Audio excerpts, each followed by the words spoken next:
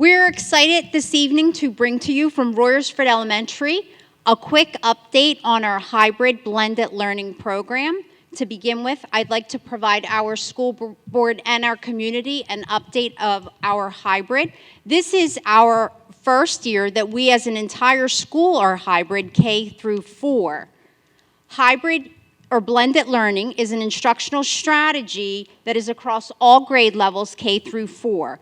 So with hybrid and blended learning, each of our classrooms are equipped with 8 iPads and 8 computers, and the resources and the setup of our classroom actually allow for our students to be grouped, 24 students in groups of 8, where there are 3 stations, and we have our hybrid learning stations. They are the direct station, where a teacher is really able to modify and individualize instruction for those 8 students. We also have our collaborative station, where this year our teachers really focused on our collaborative station in making that even more individualized for students, where the activities in the collaborative station are actually tiered according to the child's instructional level. And then the last station would be our independent station, where children actually are engaged in digital content, ST Math, and Reading Ants, which are software programs where it actually moves the child along their natural learning path and they progress through learning goals accordingly. So we're really happy about our hybrid program. Kids are very engaged. The other thing I wanted to talk real quick about is teachers make decisions every day as far as looking at these groups and the data that the digital content provides and really moving kids into groups accordingly to their needs. So teachers actually formulate those groups, and again, we meet together as a team or a data team meeting to really go over the reports and individualize instruction for students as much as possible. So I know some of our school board members probably haven't had an opportunity to visit us at Royersford Elementary, but we are happy to host for you to come in and actually spend some time with us at Royersford Elementary and come visit our classrooms and really get an opportunity to look at what the kids are doing, see how engaged they are. So we do welcome our school board meeting, and I'll work with Dr. Gooden and Mr. DeBella to put some dates on the calendar, and we would love to have you.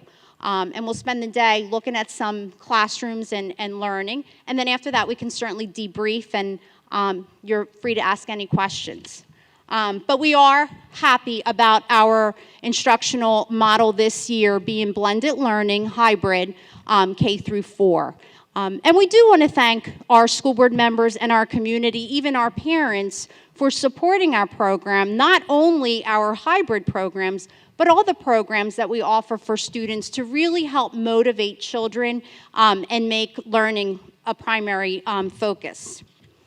So with that being said, one of our programs this evening that we'd like to present is One School, One Book. And with that, I know this will also give us an opportunity to give an explanation on why we had to order a hamster costume this past year. And I have to say, Mr. Fink, your office did a great job calling me up right away to ask me what this hamster costume was all about. So hopefully this will help explain all about the hamster costume. Now, Mrs. Baumeister, our reading specialist. Thank you. Hi, everybody. I'm very excited to share with you our new initiative that Royersford Elementary took on, One School, One Book. We chose the Humphrey series to complete our initiative. What is One School, One Book? Well, it's a program where the entire staff, along with the community, reads the same book aloud to grades K through 4. And then there are follow-up activities, developmentally follow-up activities to follow. This also addresses the skills within the state standards. So we did it. We started the program in an untraditional way where we had the teachers read the first book to the students, and then we kind of passed the torch, so to speak, to the community with the second book. So we actually did 2 books. We started off with a kickoff assembly where the staff performed a reader's theater, or a play, if you will, acting out the first 2 chapters in the book. We have really, really good actors in our school. And that, of course, is where our beloved Humphrey mascot made his big debut. You'll see him there on the picture. He was everywhere in our school throughout the year. He was greeting the students in the front when they would come in on Monday mornings. He was at every assembly. He was in the hallways. Humphrey was everywhere. So teachers were given the same reading schedule to follow, and they were reading this book aloud to the students in class. And then, obviously, the activities followed with it. Then, the second book went home. Each child got their own copy of the book, where the parents read the book at home. And again, follow activities were done in school. The chapters were also available on our RES website, where if there was an evening that parents were busy, they could have them listen to it on there, or they were also, the kids were also able to listen to it during collaborative stations or independent stations. Oops, my clicker. And now I'd like to pass over to Mrs. Catherine Pogwest, and she's going to tell you a little bit about the research behind it. Good evening, ladies and gentlemen. As the senior reading specialist, as I may say, of 42 years in the district, I get to talk about all the interesting things about the One School, One Book program, which is the research. Now, you adopt a program like this and you say, well, what about the research? Is it research-based? Well, yes, it is. The One School, One Book program, it promotes reading aloud to children both at home and at school. Now, let me focus on reading aloud. Reading aloud is the most single, meaningful, most important activity that is used to develop reading, to develop the structure of reading, which is required to, for teachers, something to keep in mind that is a very important element in the future success, or as we say, the eventual success in reading. So that's a very important key element. Also, reading aloud, research has shown that it has a significant potential for positive impact over time in improving reading achievement, in improving children's reading achievement scores, and also in closing achievement gaps. So, we pick a program like this, we want to make sure that we're focusing on all the academics of it. Also, supporting literacy research has also shown that children whose parents read to them tend to become better readers and even perform better in school, according to the National Center for Educational Statistics. Now, I can vouch for that for my own daughter. Every night we read. And today she's a successful nurse at Einstein. So it does help them to perform better in school. It develops their language and speech, expands vocabulary, the pronunciation of new words. It builds listening skills.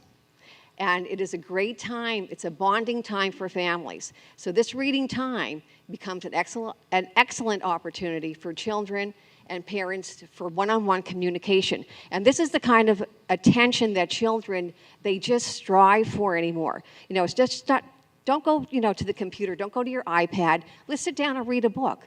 Let's read your Humphrey book. What's going on? Here are some questions that we can go over. So it's a great time to build those communication skills.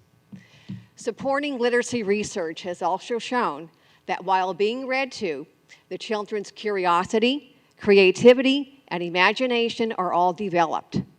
And as you can see, we will demonstrate this later on in our presentation, and I think you'll enjoy. That will be the most interesting and the fun-loving part of it. Reading aloud to children, research has shown that even those who can read on their own, like our third, fourth graders, some second, have proven to increase not only their fluency, but comprehension skills, their listening skills, and above all, their motivation for reading. Because if you don't have the motivation to read, I don't care if you're a wonderful, fantastic reader, but if you don't have that drive in you to read, it's just not going to be as beneficial to you and your family. Also, I'd like to say that when an entire community, such as the Royersford Elementary School, shares one book, then we all have a lot to talk about. So we are all united as we're sharing our ideas and our thoughts all about one idea, about one subject. And I'd like to thank you ladies and gentlemen this evening for being here, and it's just a pleasure to talk to you this evening, and I will be interjecting once in a while with Mrs. Baumeister. And Mrs. Baumeister will now get back to our presentation. Thank you, and it's been a lovely evening so far. Okay, so I have to say with this program that all teachers and the staff were fully involved. It was incredible to see the passion and the motivation and how engaged the teachers were in this. What happened was we started off with a simple committee. So we had Jessica Rosinski, Carrie Kale, Chad Neiswender. By the way, you're not going to find a more involved gym teacher in the reading programs than Chad Neiswender, just saying. And then we had, of course, Catherine and myself, and then a representative from each classroom, each grade level. We had Sarah McCormick, Jason Mafucci, Vicki Ellis, Sue Tremble, and Celeste Baumgartner. And they would take the activities that we would meet as a group and share them with their grade level peeps. Okay, so that's how that all worked out. And so the enthusiasm just spread through the school. There was the traveling hamster cage to each classroom, where and that was delivered from none other than himself, Humphrey. Each week, the hamster cage with the hamster inside of it went to each classroom, and they could do whatever activity the teacher wanted to that week. Whether it was a writing activity, just they could read to the hamster, whatever they wanted to do. We had novel questions on the daily announcements, done by yours truly, Mrs. Brisbane. Then we had word searches, story maps, and writing activities, and all of those were done through our hybrid model as well. We had a word wall in the lobby, right outside of our lobby, actually, for all the vocabulary words that were being studied that particular week. We had spirit days where you can see our lovely hamster costume or hamster shirts that we all purchased, and the kids even got on board and they had hamster shirts. We also had another spirit day where they could dress as their favorite character. We had a vocabulary parade, which was a huge success, and I'll talk to you a little bit more about that in a little bit. Coming up is a Make a Boat That Floats contest. Since our second book was all about a boat contest, the kids are going to have the opportunity to make their own boat, and we're going to see that if it floats or not in a giant pool on our playground. And we're going to end the year with our summer Humphrey passports, which are being done by our awesome PTO, which you'll also hear from soon. They are going to give each child one of these passports where that we can carry over the reading over the summer. So rumor has it that Humphrey is in the building. So, Humphrey, are you here? Humphrey! Woo! Awesome! Love you, Humphrey. Thank you for coming this evening. All right, so Humphrey, we love Humphrey. Like I said, he's everywhere in the school. He's very actively involved. He is the best. So we also have some other special guests here this evening, and they are going to portray a little bit about who our main characters are in the story. Mrs. Brisbane, Aldo, and Ms. Mack. So I welcome Isabella Ford, Emerson Buchter, and Dora Kirsch. You guys want to come here and I'll give you the mic? Okay. Oh, this one, yeah. Oh. Have them come over here. Yeah, sure.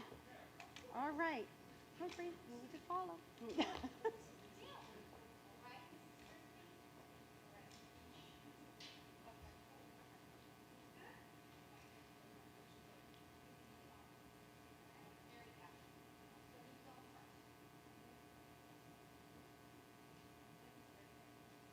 Oh, hello? Okay, there you are.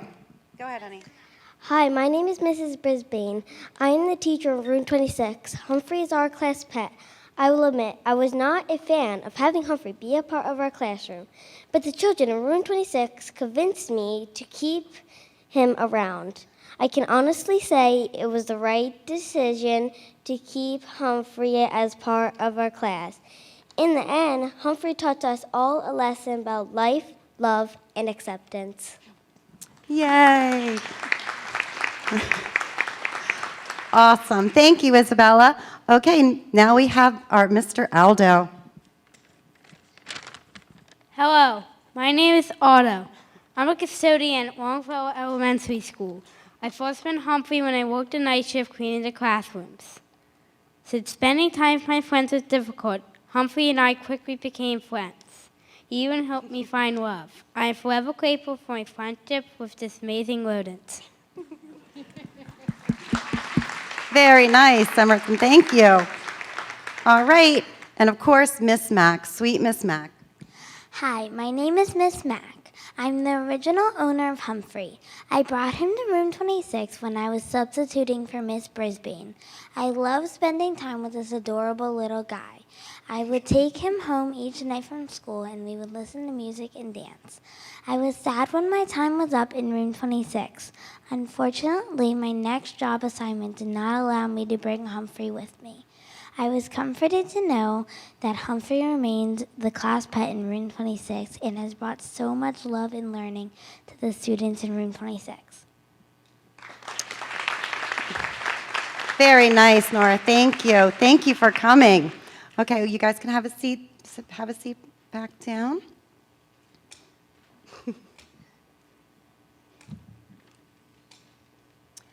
Okay, now on to the vocabulary parade, what everybody's been waiting for. The entire school dressed up, depicting a vocabulary word in the book. This really brought the community and the school together celebrating words. And when I say that, it is evident when you look at these costumes that the parents and the kids really worked together to create these costumes, and that's exactly what we wanted, to bring them together for everybody to celebrate words. And it was a sight to see. The whole school dressed up. It was amazing. So we paraded around outside in the classroom. So we're going to have a parade. Would you like to bring them through, Humphrey? All right, bring them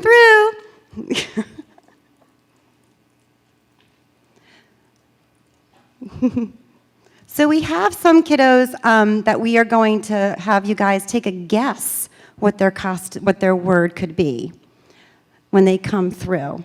Some of them, the words are there, and you can see. But the costumes were definitely created with the parents. And they learned a lot about different words with just seeing their friends dressing up. Very nice. All right. I love it. All right, so do some board members or audience members want to take a guess at what some of our costumes are? And parents, if it's your child, you're not allowed to take a guess. All right, so here we have the first one. Circle around. What's your name, honey? I'm Gabriella. Gabriella. All right, go ahead and take a little walk around and see if somebody can guess what Gabriella is. Raise your hand if you have a guess. No one?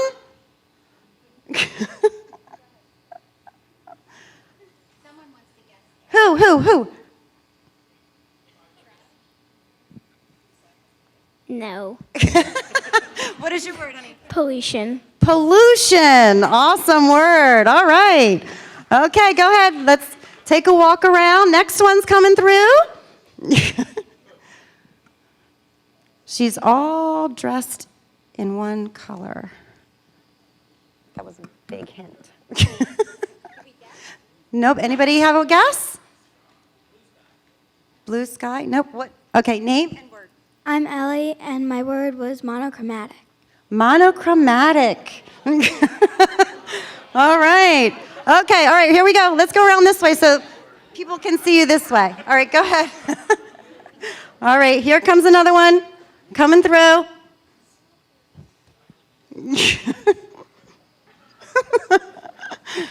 What do you think?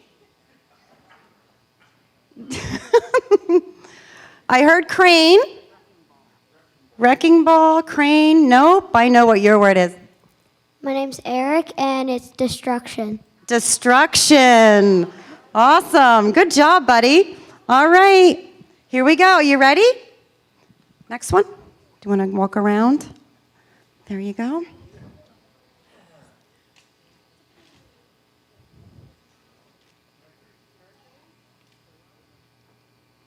Oh, it was guessed. Thermometer.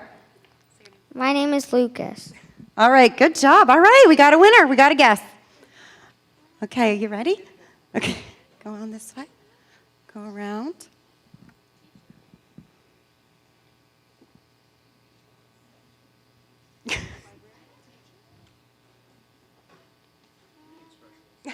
Right? My name's Alexa, and my word's smart. Smart. Okay, or reading specialist, whatever. Okay. All right, oops. All right, go ahead, honey. Go walk around.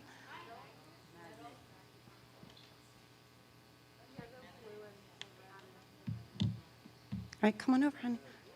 Up. My name is Griffin, and my word is magnetic. All right, good one. We got it. Okay. And do we have any other guesses? Oh, no, we don't. All right, our time is up. But everybody else has their word already on them, right? So you can walk through and show them a little up close to check out their outfits. How about this one? How about this? How funny is that? Deflated. That is awesome. All right, want to walk through that way? See what I mean about the whole parent thing helping out there? Yep. Celebrate, water cycle. Awesome. I'm just having them walk all through. All right, come on through then this way, guys.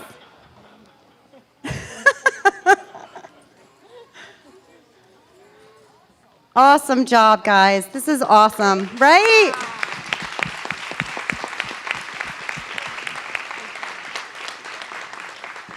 Great job. Thank you all for coming. Thanks for their mom and dad for bringing you. We really appreciate it. The turnout for this was just incredible. So we really appreciate your support at home, everyone. Thank you again. All right. Humphrey, yeah, sure. Humphrey, you can lead them on out. Everybody can follow Humphrey on out. Thank you, boys and girls. Let's give them another round of applause, please. They're incredible.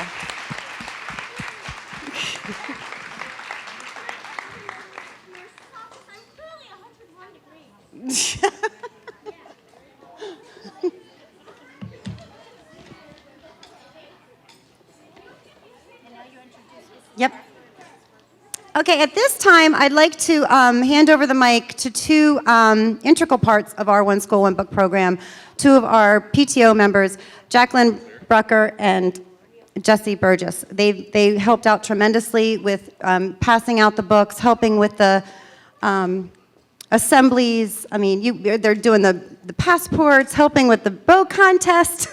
I can't say enough about these two lovely ladies. So here's Jacqueline. Hi. So thank you. Thank you for having us. So I don't have any prepared words, and I think that for this particular program, and as a parent and as a representative of PTO, there aren't logical words that I could put on paper. It's really about the emotion. It's about the energy that you feel in the building. So if you picture a 5-year-old that had a little bit too much candy, picture that energy bouncing through the building, not the child bouncing, but just the positive feeling, the positive activities. You see, they're coming out. Some of them, it's now their bedtime. They're coming out and they have smiles. I saw the smiles on your faces. So imagine that feeling as a parent and looking out at your teachers, at your administration here, recognizing that that's what they do. They are able to bring that feeling, that emotion, that curriculum, that learning into the school, not just through reading words in a book, but through the vocabulary parade, bringing the parents and the children together. The boat that floats is going to be, that's going to be coming up. So it's not just reading activities. You can tie that one probably to STEM. So there are other, exactly, there are learnings from every activity that's been done, but there's also that great positive feeling. The kids love it, the parents love it, and thank you.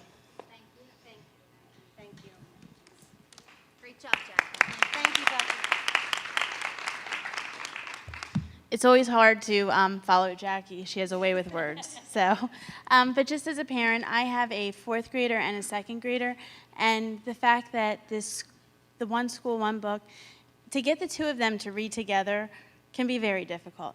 But our school had a calendar, and I was able to have them sit there and read for half an hour each night to each other. And it was just a wonderful thing. And dinner time stories about, I mean, it almost makes me cry. Our teachers put so much work. I mean, if you have a Humphrey's there greeting these kids as they're coming into school. And it just, like, going into the classrooms and everything like that. As Jackie said, the children were bouncing with joy. They were grateful to have something that a kindergartner could relate with a 4th grader on. And we have a small community school, and this one school, one book just made it feel just like a family again. So I appreciate the support from the school board and through our school. So that's about it. Thank you.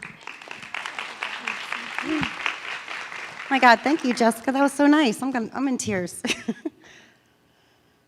Okay, to say that the One School, One Book initiative was a success is an understatement. It obviously, our students were motivated to read this series. The books were flying off the shelves in our library. Carrie couldn't keep the Humphrey series in, and they were reading other stories as well and talking to me, stopping me in the hallway and telling me about different characters. The enthusiasm throughout the school was present. And I can't say enough about our staff at RES. I know I'm a little biased, but they truly rock. Their enthusiasm and their passion about this program brought it down to the children. And then the children had it. And then the children took it home. So it was just this whole trickling down effect that this program had. Again, we did many activities throughout the year, and they continue to go throughout the year with our collaborative stations, and it definitely deepened our community involvement. The students and parents were sharing activities, and most importantly, they were enjoying reading together. So we could not be more content with how this program went, and RES just rocks it. I'm sorry to say, they do. Next year, we are definitely going to do this program again. So adventure awaits at RES. We already chose our book. Dr. Carboy already bought them for us. And we can't tell you what it is, but be on the lookout for a mouse costume purchase order. So thank you all very much for coming. Thank you. Thank you, everyone. Again, I wanted to thank our families that came out tonight, our teachers. Thank you, board members, administration, for having us this evening. We definitely enjoyed coming out with you tonight and sharing our One School, One Book. It's just a new initiative, a new program, a new strategy to really engage not only our students in reading and start that love of reading from the time they are little till when they grow older, and they can do that on their own. But I meant what I said for our school board members. Please join me at Royersford Elementary. The teachers, the staff would love to have you. We'd love to have you come in, do walkthroughs with me, and we'll go through the classrooms and really take a look at our hybrid program, the instructional strategy that we do have in place there, and certainly we'll have some time to kind of debrief and sit in the office conference room and help answer any questions that you might have about our programming. All right, so thank you, everyone. Have a great evening.